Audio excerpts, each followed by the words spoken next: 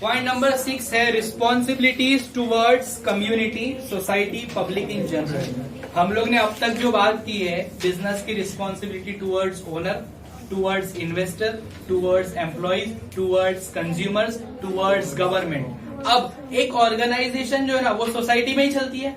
कहाँ चलती है? सोसाइटी। आप समझो ये एक ऑर्गेनाइजेशन है, इसको चलाने वाले मतलब इसके अंदर वर्क करने वाले कौन है? एम्प्लॉइज है। कौन है? उनकी जिम्मेदारी हो गई। फंड कहाँ से आया?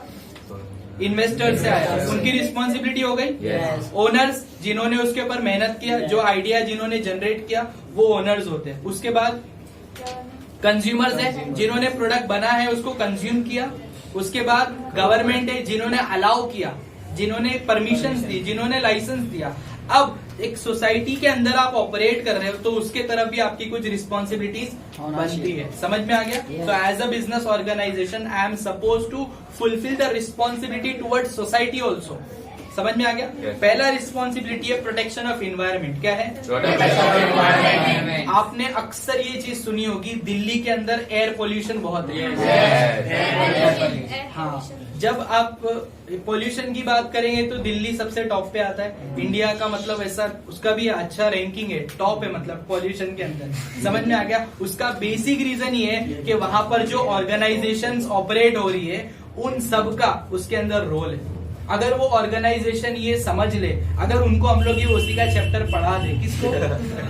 ऑर्गेनाइजेशन, कि भाई तुम्हारी ये जिम्मेदारी है, you are suppose to protect the environment, you are not suppose to harm the environment. आप धंधा कर रहे हो, आप बिजनेस कर रहे हो, आप हार्म मत करिए। अच्छा, हार्म किस किस तरह से होता है? एयर पोल्यूशन होता है, वाटर पोल्यूशन होता है, वेस्ट आपने वहां छोड़ दिया, नॉइज पोल्यूशन होता है, बराबर है, बहुत सारी चीजें। तो इन सारी चीजों को ऑर्गेनाइजेशन को चाहिए कि वो इस चीज को ध्यान में रखे कि along with earning profit we are also suppose to protect the environment. समझ में आ गया? दूसरा रिस्पॉन्सिबिलिटी क्या है? Better and maximum use of resources. एक ऑर्गेनाइजेशन को चाहिए कि उसके पास फाइनेंशियल रिसोर्सेज, ह्यूमन रिसोर्सेज, जो भी रिसोर्सेज है उन सबका मैक्सिमम यूज करे। क्या करे? मैक्सिमम। अच्छा, अगर यूज नहीं करेंगे तो क्या होगा? वेस्ट हो जाएगा। क्या हो जाएगा? वेस्ट। आप किसी को यूज करने भी नहीं दे रहे हो, आप खुद भी यूज नहीं कर रहे हो, ऐसा होता है क्या?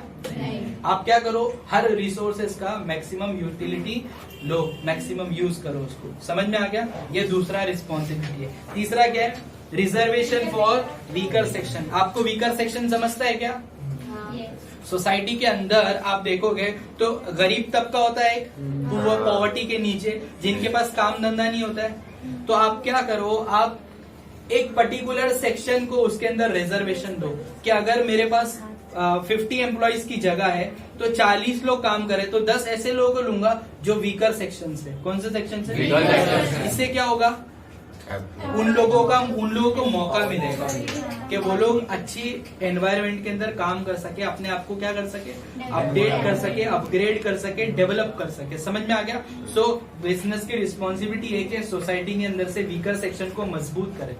समझ में आ गया? आदिवासी सुना है क्या? दलित सुना है क्या?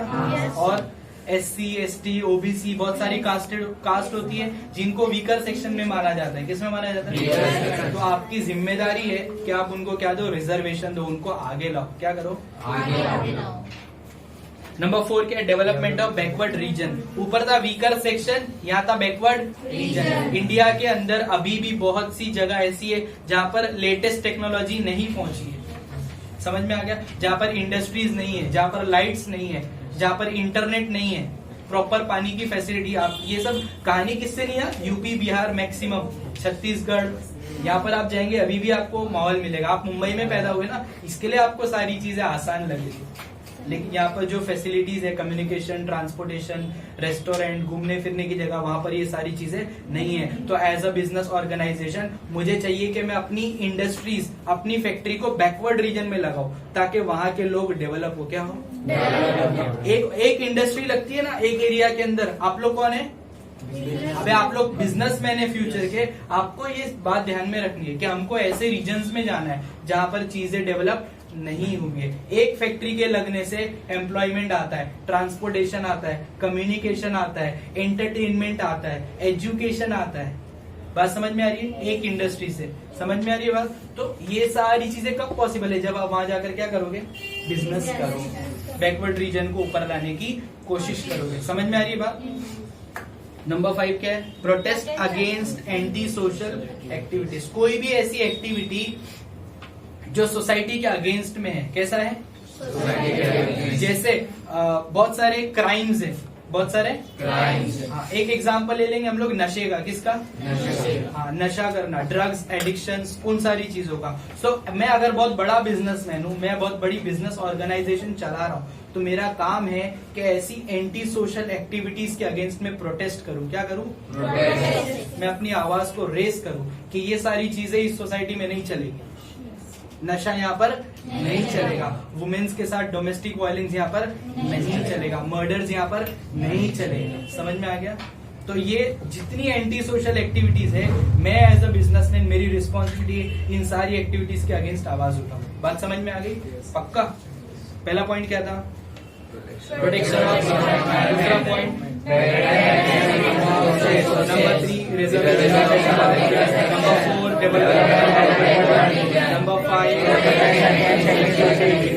नंबर 6 से फाइनेंशियल।